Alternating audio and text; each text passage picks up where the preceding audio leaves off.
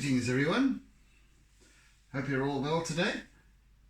So yes, we shall continue with this piece featuring the township of Khayelitsha, a specific corner of the township called T3V2.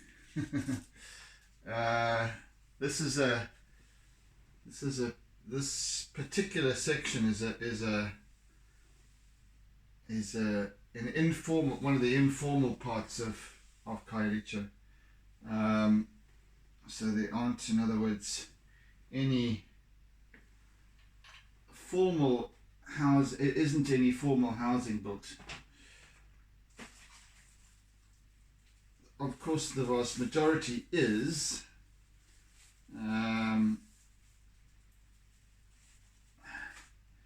But then, as this township has spread over the years, and more people have come in searching a place to stay while they search for jobs and all that kind of thing over the decades.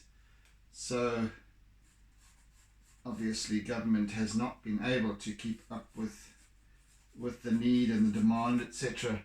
So they just build their own as they arrive.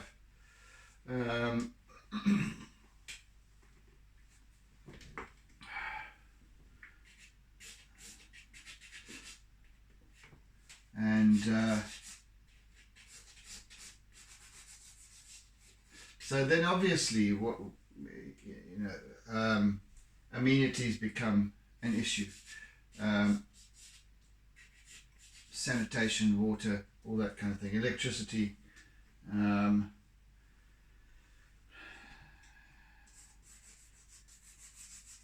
little coquette. Hello. Hello, boy.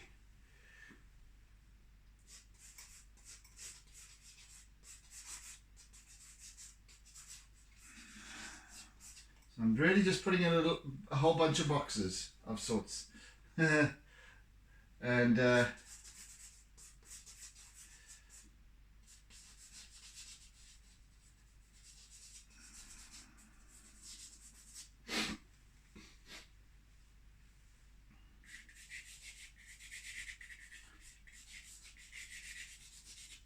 yeah, so over the years these little places have sprung up.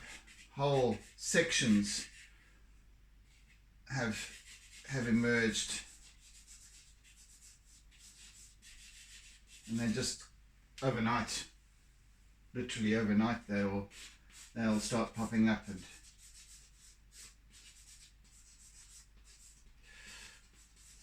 these funny little shacks and what have you.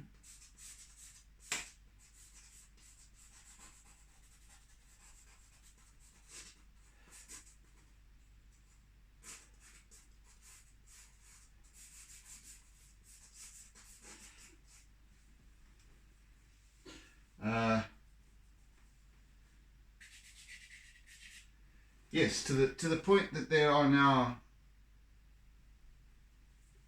almost 2.5 million people living in Khayelitsha.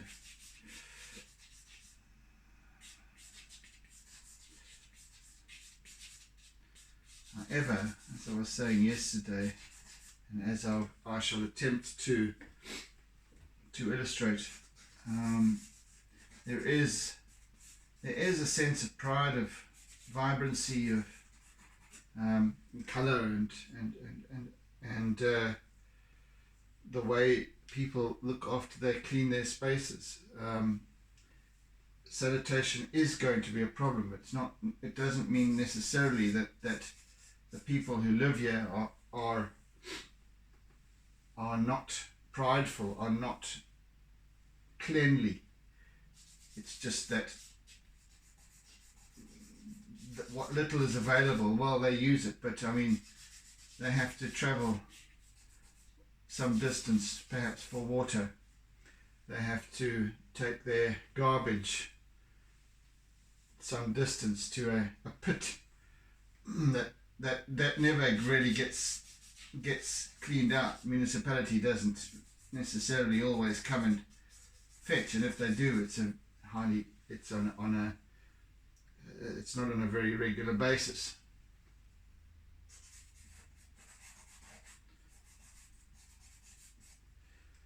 So yes, and yet amidst all of that, there are satellite dishes. They do manage to get electricity. They've got their own little network, and they plug into wherever and next neighbouring, places. I don't know. It's they seem to make a plan in all of these townships across the country. In fact, around the world, where you see these slums. It's the same whether it's in Bombay or as per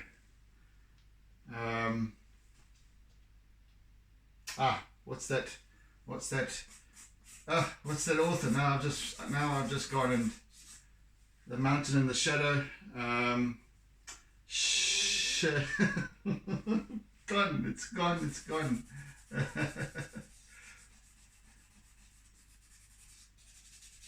About the slums in Mumbai.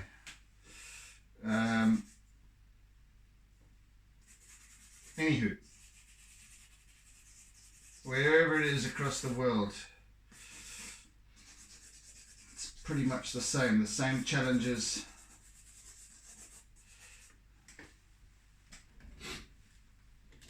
And yet they survive.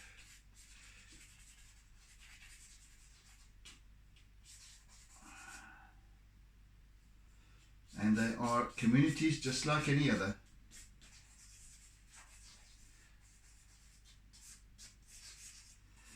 And of course there is violence. These are extreme circumstances in every way.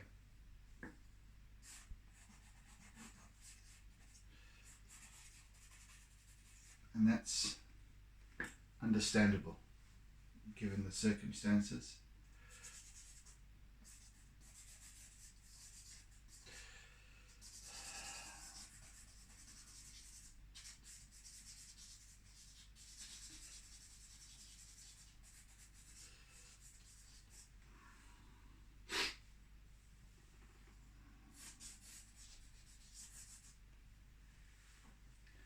Some of these little places have got fences, maybe to keep a few goats in, or their dogs or chickens or whatever they might have.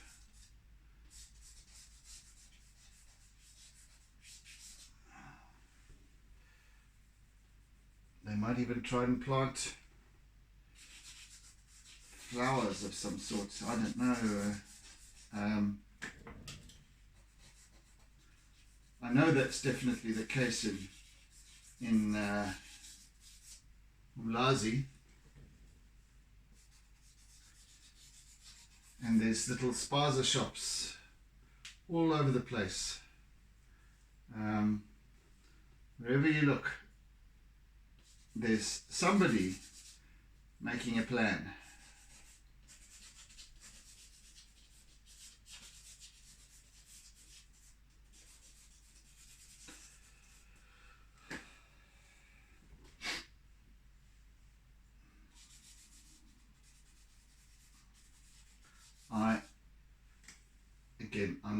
I'm not by any means attempting to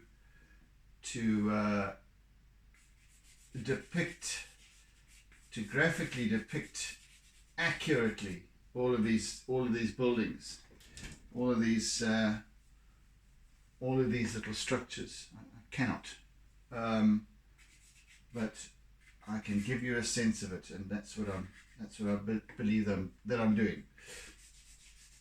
These are just little indistinct shapes that I'm putting together here. It will give you a sense of the.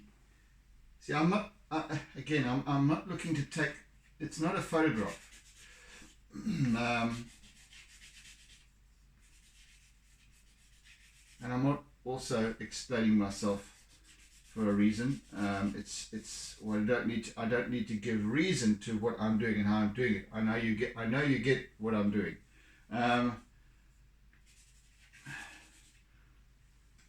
What I try to establish here is that there's the reason for the artwork. It's to give representation to a mood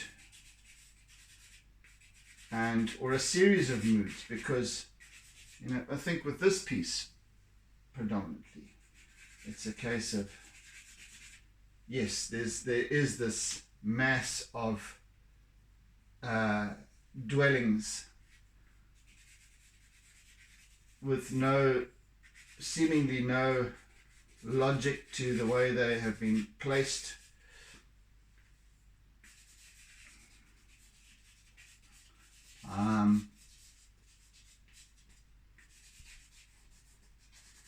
And yet, and it's intense squalor, and yet, as I said, there is in amongst all of this a sense of pride, a sense of creativity in terms of the colors and so on, and I want to capture some of that. This is currently representational of the state in which South Africa finds itself now. And it's not necessarily to say that the old was better. I don't believe in that kind of thing in any case. I can't go back there anyway. No good crying over spilt milk. But over the last 2 decades, nearly 3 decades, we have found more and more of these informal settlements coming into being. And I get the reason why. Because freedom of movement, which wasn't there before, now allows for people to seek jobs and seek their living elsewhere in the country, and it's been happening for many years, of course, but like for example the people that were the miners, people going to make their meager living on the reef, the gold reef, sending money back to their families wherever they might be. Movement was restricted.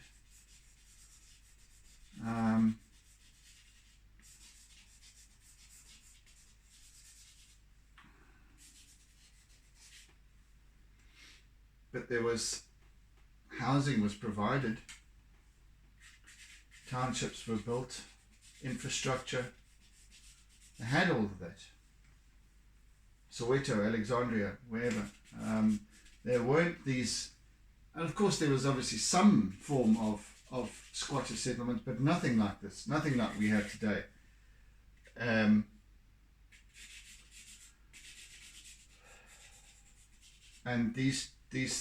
they pop up all over the show. So you're now starting to find them next to more affluent residential areas, right up against the almost spilling into the main arteries, highways, and so on. Again, giving rise to problems of sanitation and all the rest. And then crime comes out of that, because people don't have money, so they look to the more affluent areas, and so on and so on. That's how the looting came into being. That's really how it came into being. Okay, there's a mindset there that I can't quite comprehend, and probably never will, because I don't exist. I don't have to exist like this. I don't have to. Oh, I might one day.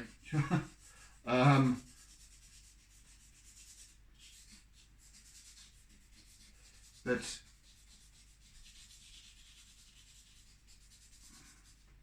yeah, it's just it's interesting. It's always interested me how people can exist in amongst all of this. With our current unemployment in South Africa, it will take one heck of a big job to fix. I forget what the latest figure is, but it's we're looking at half the population of this country. 30 million people out of jobs. Go figure. 30 million people can't feed their families, or can't exist properly. Of course, crime is going to be the result of that. That's the direct result of it. Am I talking politics? No, I think it's just reality here. So I shall continue. I don't want to talk politics.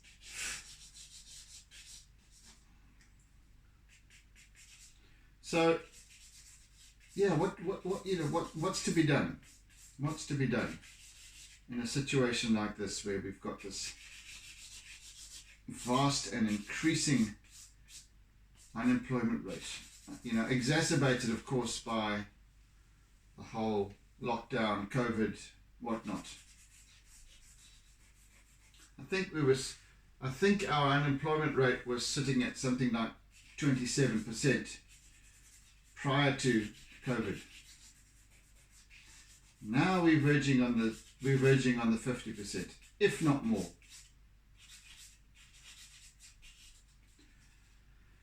It's quite scary. How do you find work for 30 million people? How do you find work for half the population of a country? Out of nowhere, and now I'm talking politics, when the government that we have has squandered all of the resources. What happens during the looting? International companies pull out. They cease to invest. It's like what happened with BMW. Apparently they've pulled out and have been instructed to do so. German companies.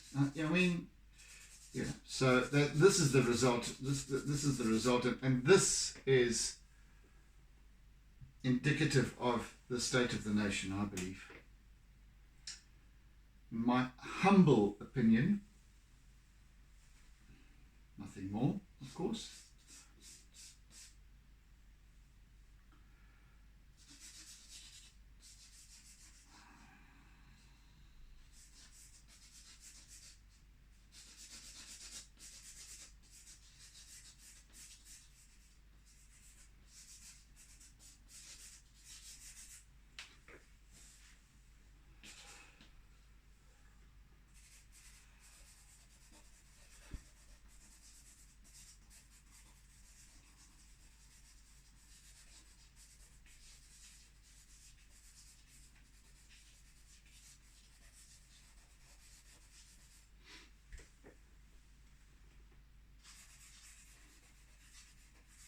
So, as you can start to see emerging, there's these there's this almost a grid, but it's not. It's just it's a pattern. It's a moire pattern. It's a moire that goes that way. That goes this way. We've got this convergence over here of the streets coming in and meeting over there. So we've got this perspective and a focal point down there. I'm going to throw a little bit of a curveball at this piece a little later on in terms of colour and so on, but yeah, by and large you've got the gist of it and how it's emerging. Right, I think today I'm going to start with a little bit of white as well, just to start bringing that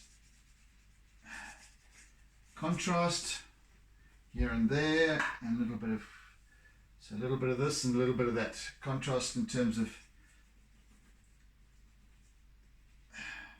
light and shade.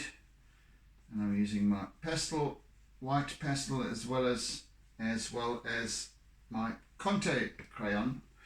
I'm not going to be putting any colour in yet today. This has got quite a long way to go. In fact, I might even go as far as to say that I shall work only with black and white, charcoal and white, until Tuesday, until the end of tomorrow. We'll see.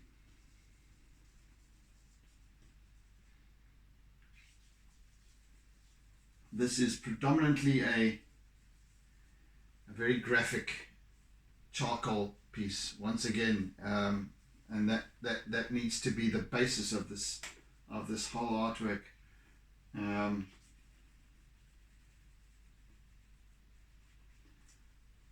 It's a gritty and graphic piece that tells a story of mayhem, of struggle, of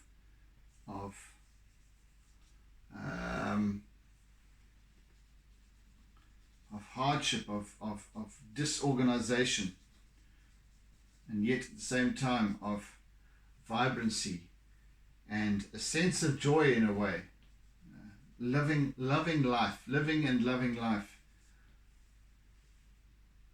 There's always colourful things happening in a place like this. I'm always amazed whenever I visit them, and I sound like some kind of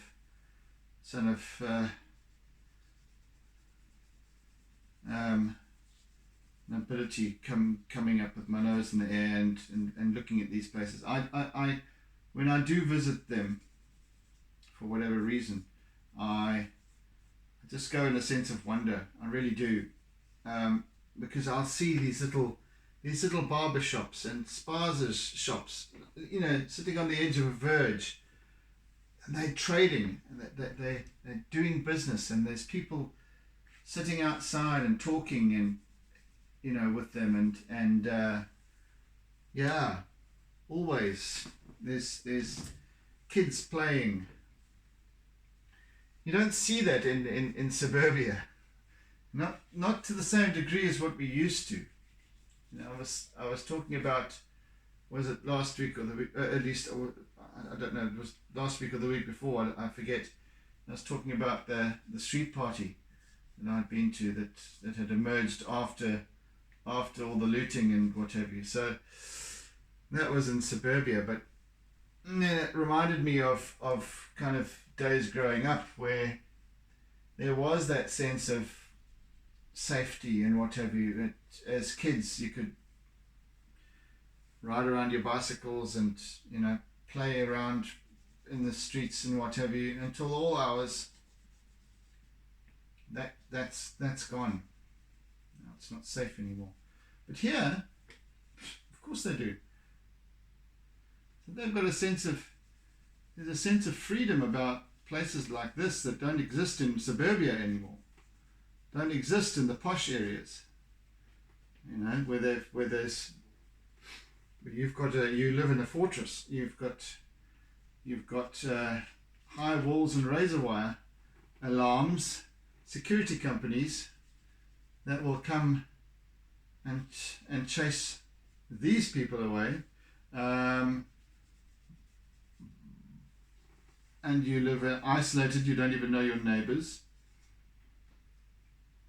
And if you do, well, you try and show that you're better than them, or you've got more BMWs or Mercedes Benzes than them, or whatever. These people, let's just get on with living. Let's just get on with. It's a struggle, but we're making the most of it, and I really enjoy that. This is what observing is about. It's about actually going, well, you know what? It's not just a shithole. It's not just a seething mass of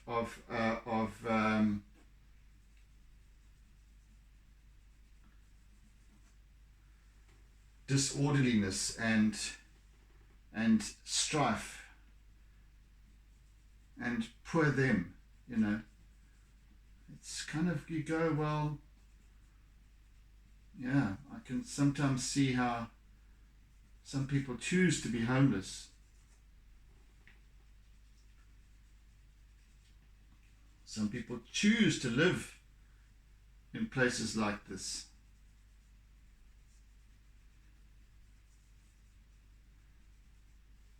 It brings them, and I can see how it brings them a sense of safety, in a way, away from all the pressures of having to keep up with the Joneses, having to maintain the fancy lifestyles and what have you.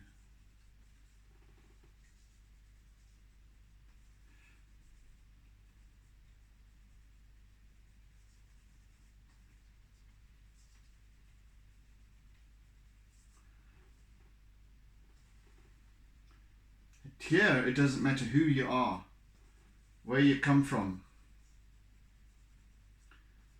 what your upbringing is, what your financial circumstances are. Nobody's got money in a place like this, so they make do. That's what I find interesting about it.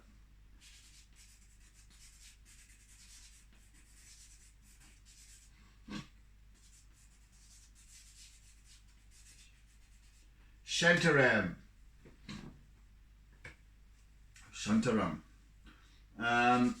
That's the book. Now, what's his name again? Man.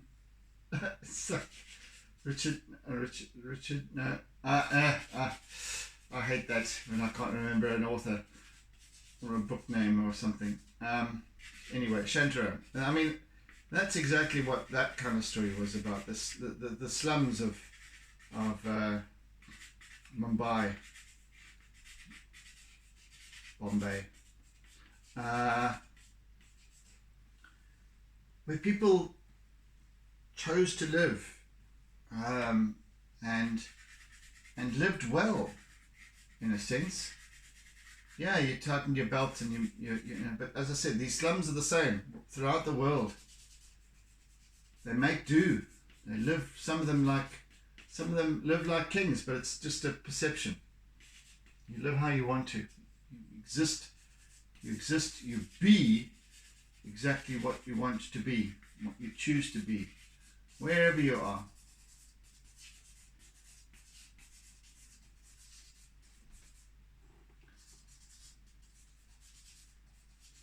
Now that notion I find interesting, because within an idea or a concept such as that, there's hope, isn't there? There's possibility.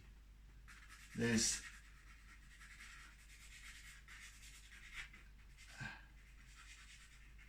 There's something, because it's at the end of the day, yes, people, we need to create jobs and so on, but it's also about helping people to discover their own potential. It doesn't matter what the circumstances are. It's kind of why I'm here, I guess. It's my kind of purpose, but you know, I think that anyway. I don't know if anyone else does, or if anyone really cares, but when I look at something like this, and then I start to see, you take away all the negatives about something. You take away all the scarcity language, and then you start to see something different. You start to see abundance, and then when you see that, you start to see possibilities emerging. These are the people in their multitudes that need to change this country. It's not the talkers, it's not the politicians. It's not those who advocate uprising and killing and all of that. It's not those people who are going to change this country.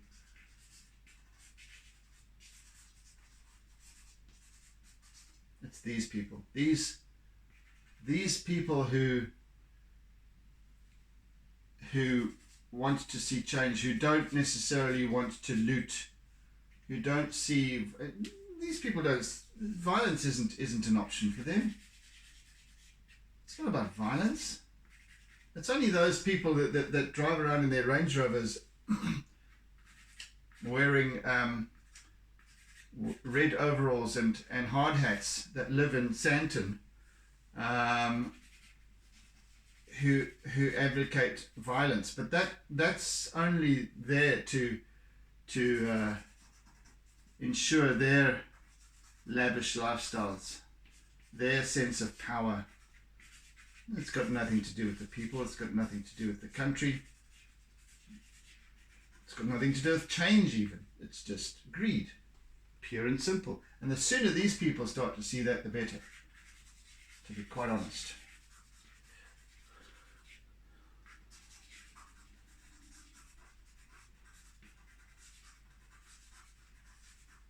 Change starts to happen in places like this. It's a cauldron for change. It's a melting pot. Always has been. You know, these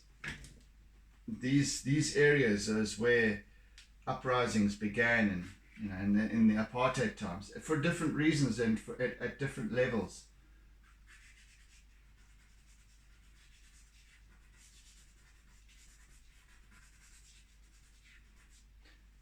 These are the people that need to realize that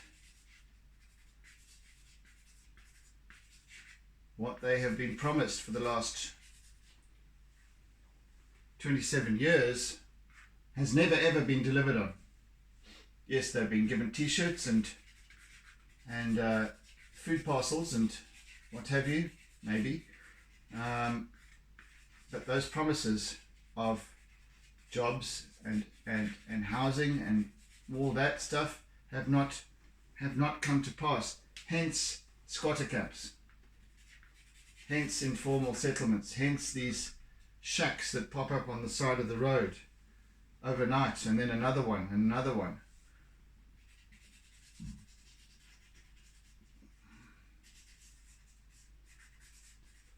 So really it has nothing to do with politics at the end of the day. People try and make it that way.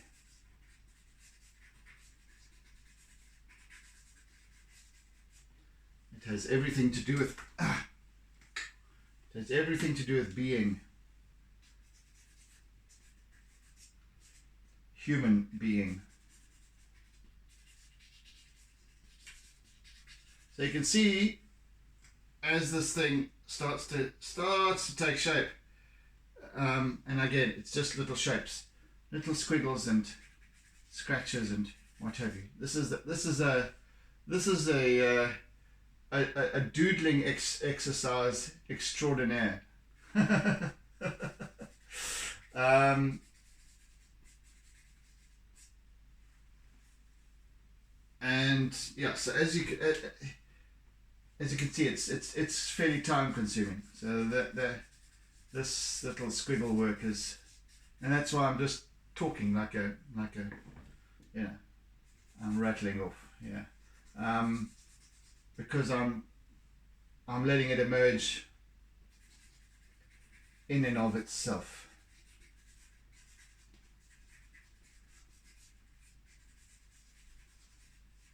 And I think that's the beauty of it for me, because I'm seeing it come together just like you are. But I have the privilege of actually sitting here with it, working with it, seeing in it in all its scale and texture and everything, and and I have the privilege of giving it its energy. So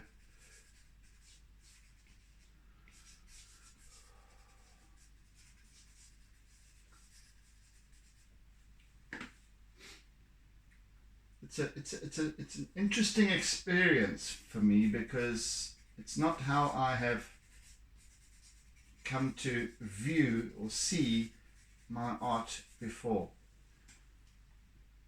in terms of how it comes together and when it comes together.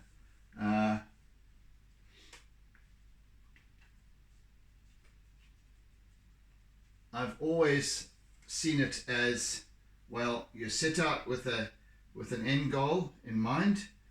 This is what I want to depict, paint, or whatever it is. That's what I want to do. Let's start. Let's put the undercoat on. Let's build those layers. Let's do the shapes. Let's do the composition. Let's put all the nice colors and shading and everything. So it's all planned out from start to finish. I've realized how boring that is.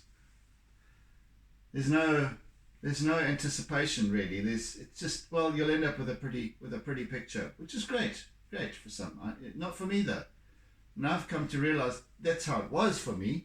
And I've come to realize that there's so much more to what I'm doing. There's so much more excitement, and there's so much more.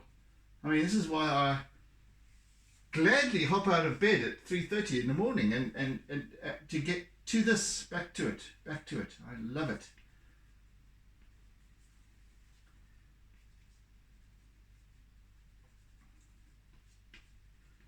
Absolutely love it. And that's, I can't describe that to you. I can't relay that sense of what I feel about what I'm doing and the difference that it's making to me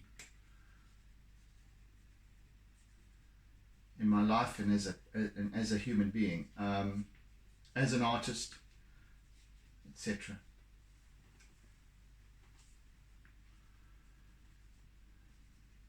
It's such a nice experience to see these things that are just, it's almost growing like the informal settlement itself.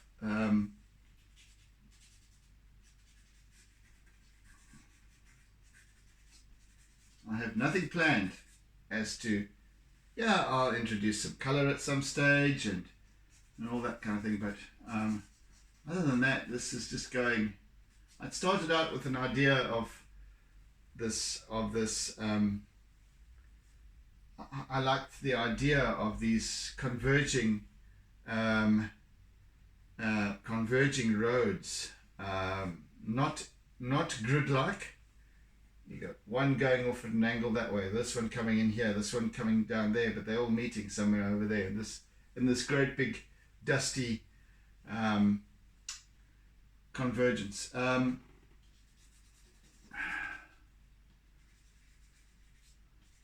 had the idea of, to show this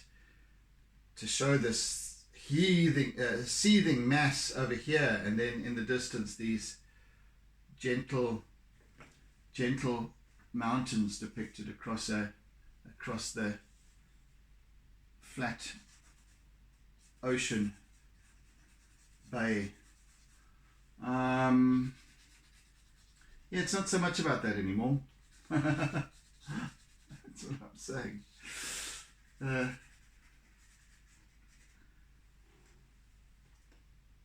Well, that is one of the dialogues that takes place here, but I'm seeing more emerge every day as I work with this piece, and there's more of a story to be told than what meets the eye. Put it that way.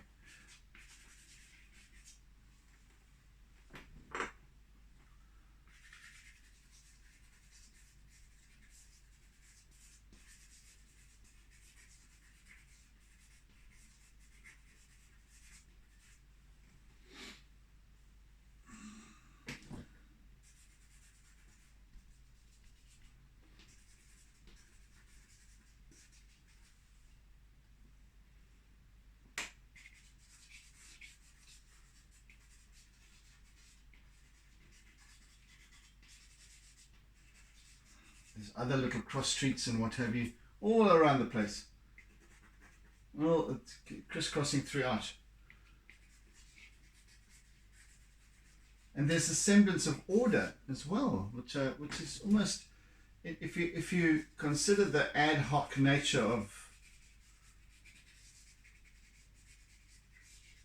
of this place, there's also order. People have somehow managed to.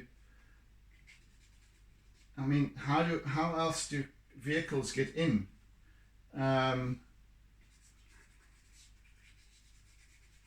They think about it. They don't just put the shack up wherever.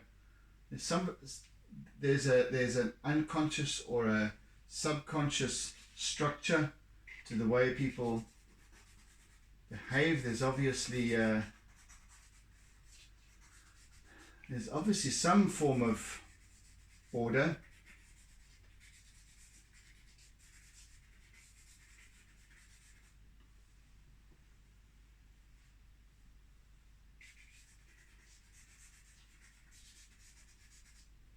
There are points of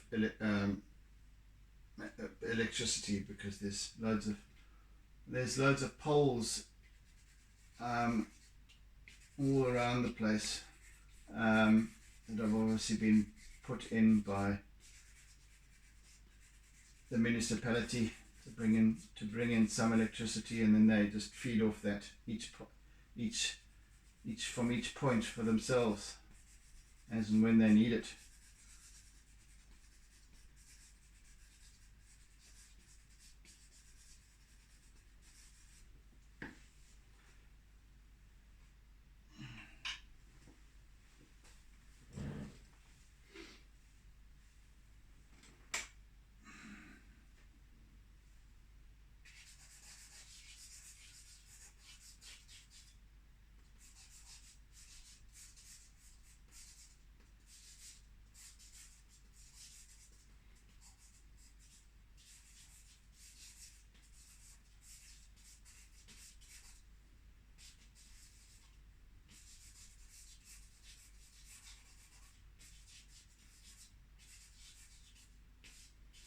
I think I'm beginning to realize how,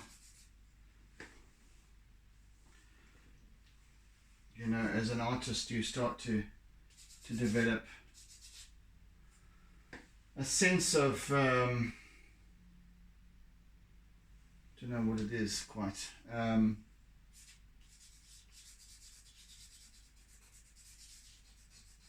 sense of knowing, sense of understanding. I'm working with this piece here, and it's like, and I'm doing, and as I said, I'm not trying to depict each and every little dwelling, but with each little shape here and there, and I'm building this place up, and I'm realizing how many people must live in just this little corner, and what they're up to, how they live, and it's really, I start to, sorry, my brain is not picking up here very well. It's not, the synapses aren't working properly here.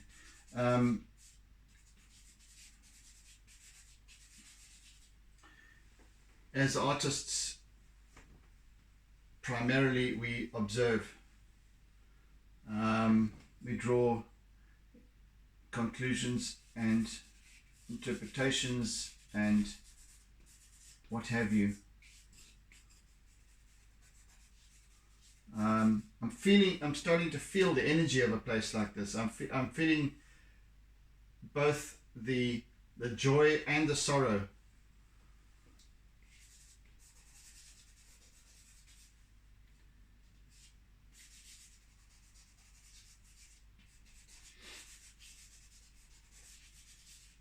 I mean, how do you find happiness in a place like this? But then how could I understand that from where I come from? Because people do. That's evident in the expression of color.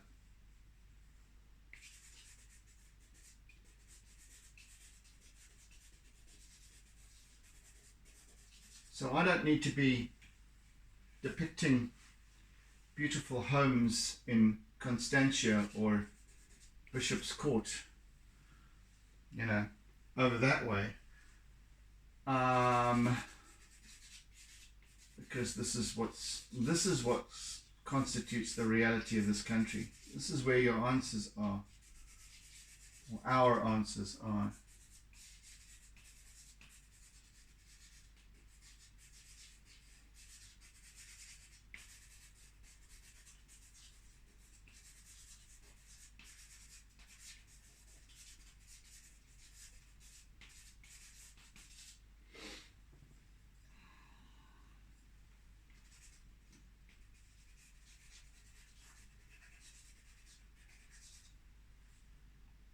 See, time goes, eh? I'm already 3/4 of the way through my today's session.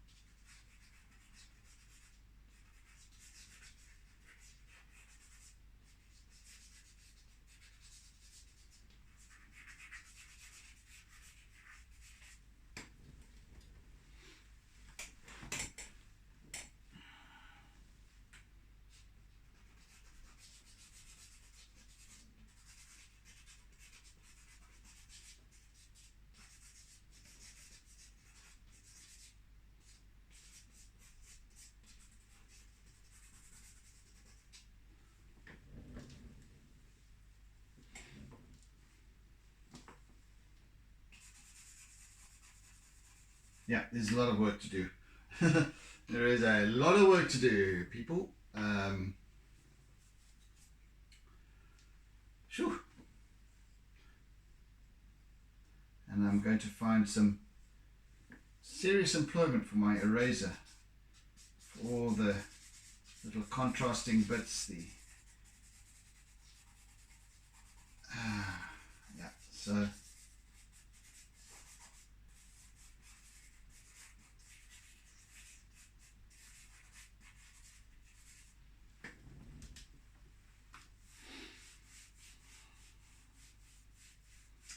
Yeah, this is not quite like the other aerial landscapes that I've done previously.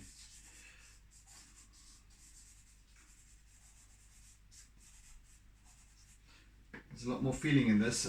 I can sense it. There's it's been some months. as you know, all of you know, I've been working more or less consistently on getting these pieces done every single week.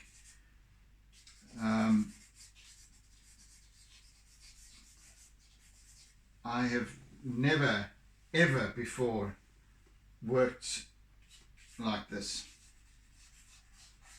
on my art. And I don't know that there are few who actually do. So it's a case of I have grown as an artist and as an observer immeasurably during this period of lockdown. In the last 508 days of lockdown that we've had. And along with that, my art has grown. My style and my techniques have grown. They've become more natural.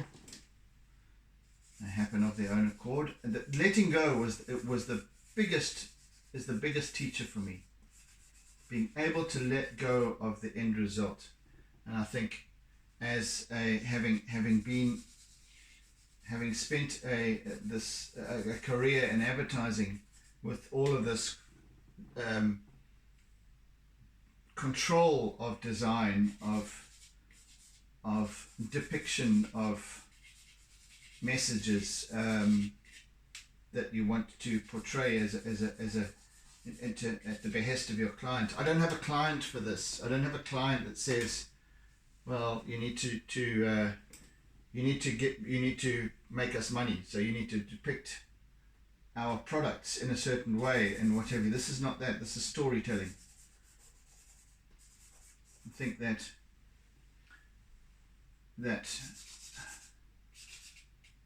been the most prominent factor for me in terms of my growth as an artist. That understanding.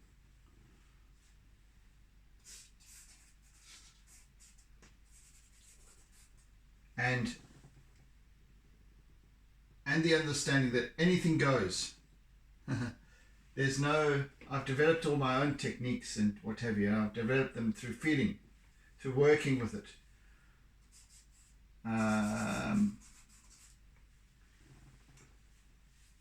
So there's no judgment. You either enjoy my work or you don't enjoy my work. It's okay. It's okay for me. I'm enjoying what I'm doing, and I enjoy expressing myself with every single piece that I do. I enjoy it more and more and more, in fact, in its own unique, different way, because each piece is a story. Each piece has a nature to it, has a spirit to it, or a soul to it, even. As I've just said, there's an element of joy and sorrow in this piece for me. I can feel it viscerally.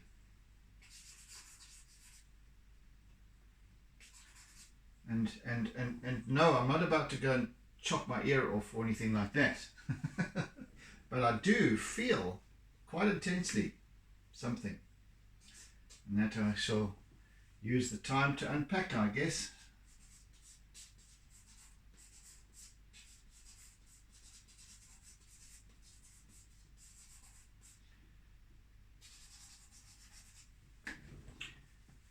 In amongst all of this, there are kids playing, and I don't say not ever, but I don't want to depict any humans. I might depict a vehicle or something like that, but I don't want to depict any people in my pieces. Not at this point, in any case. Because it's not about that. It's not necessary, because I can sense that in amongst all of this, and as I start to introduce color, and I'll start to I can already feel that even in thinking about the color that I'm going to be introducing, I can feel that sense of levity and joy. You know, children playing in the streets, that dogs running around, chickens, whatever, goats. And I think to myself, as a child, none of the surrounding world and the politics and all of that that was going on mattered to me one iota. I was free. My treehouse was my castle, or my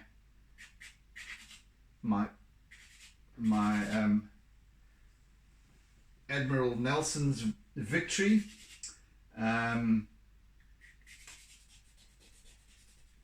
For my pirate ship. I didn't give a toss about, and I didn't know, because I lived in wonder and wonder at a world that was of my own creation. In that moment, I was on top of the world, king of my domains. Until Mum called me in for lunch. And that's the sense of wonder that we've lost as adults. It's wonder that will get us, that will bring us a sense of being, of living, of togetherness. Wonder at the beauty that actually surrounds us every single day, and it doesn't matter where we are, it doesn't matter the political circumstances, the economic conditions, and all of that doesn't matter one iota, because that will come and go. That will come and that will pass with generations and millennia. What is constant is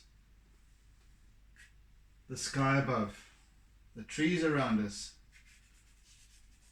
the sounds of dogs barking, sounds of birds. That will always be there.